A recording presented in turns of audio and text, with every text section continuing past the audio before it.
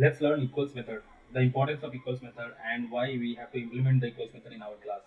Okay, so equals method actually mean to check the equivalence of two objects. Okay, it if our class does not contain equals method, then object class equals method will be executed, which is always written to check the reference comparison. Okay, reference comparison is uh, reference comparison. Okay, means address of the reference variable comparison, basically address of the reference variable comparison. Okay, let's see an example of equals method. Okay, which we can see that the class name is student equals method checked.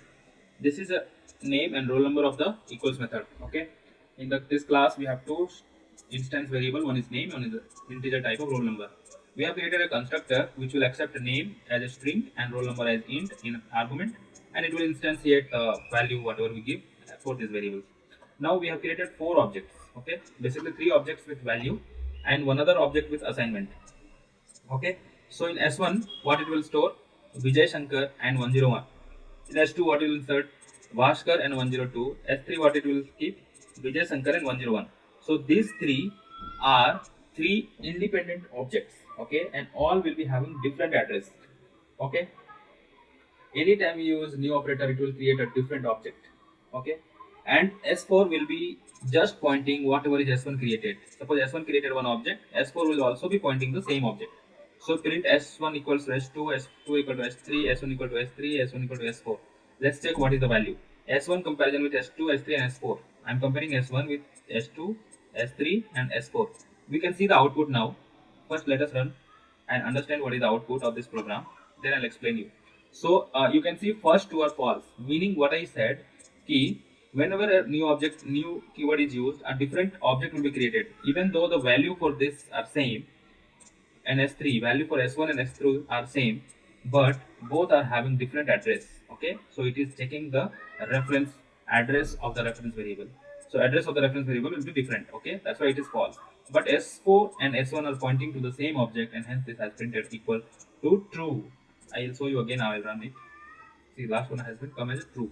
Okay, now let's understand few more points for equals method.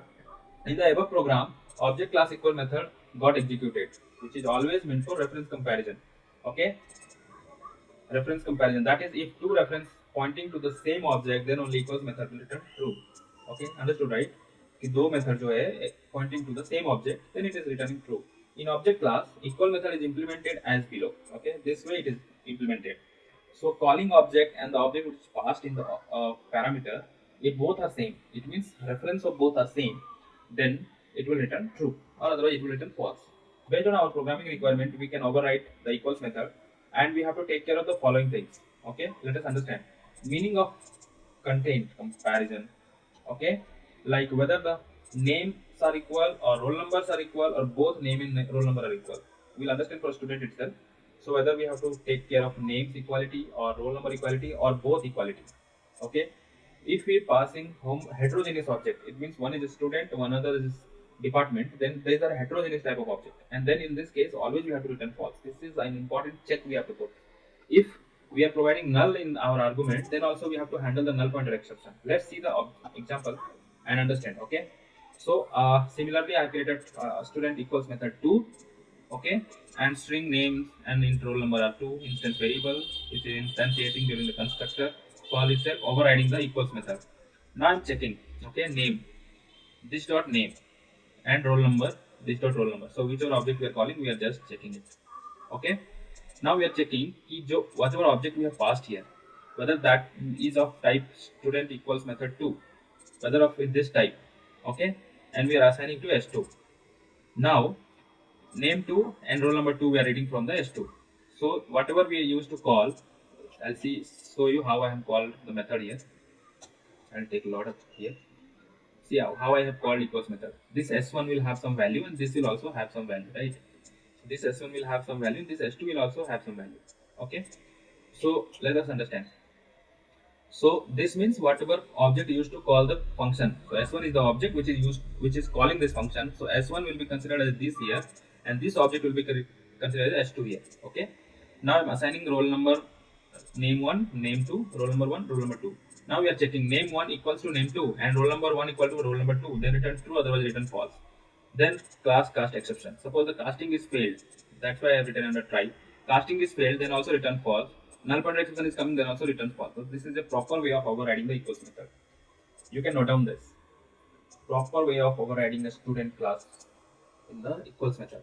And this is simply we have seen last time also three object created with the three name and roll number. And here S4 I have assigned, then S1 equal to S2, S1 equal to S3, S1 equal to S4. Okay, now we can check it.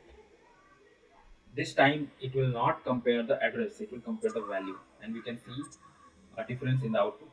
See, false. Okay, I'll just copy this output and I'll keep it here. See, and go down. Okay, so I'll show you why it is false, why it is true. I'll tell you. This is false because S1 and S2 are having different value. Correct? Vijay Shankar Bhaskar, both are not equal. This is, but S1 and S3 are same. You can see the S1 is also having same name, S2, S3 is also having same name, S1 having same roll number, S3 is also having same roll number. So this is equal. So S1 dot S3 is equal. S1 dot S4, actually S4 is pointing to the same S1 object. So this is also equal.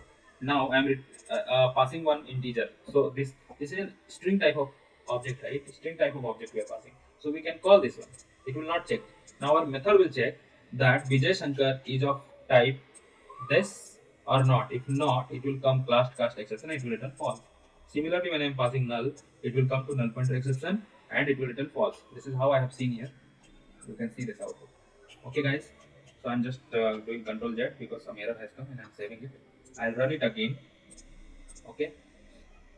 Power has gone. Sorry, guys. So my bulb is टिमटिमाते हुआ आंख मार रहा है मुझे कि भाई तुम बस करो अब. So thank you guys. Thank you for watching.